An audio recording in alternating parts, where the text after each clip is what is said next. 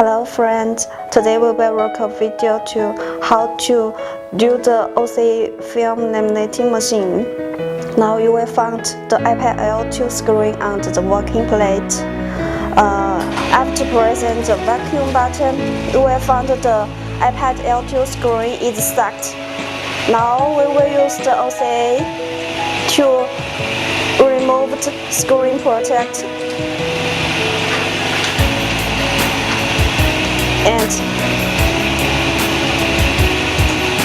and put the white sticker between the OCA and the iPad L2 screen, and we do the opposition now.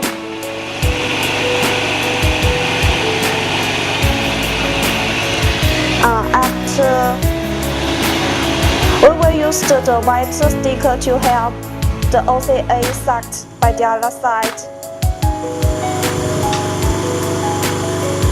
Then we will stick the tail sticking on the iPad L2 screen.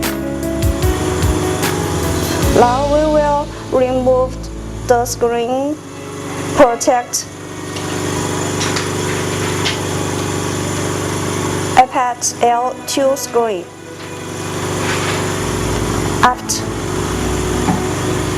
After pressing the start button, then you will find the process is done.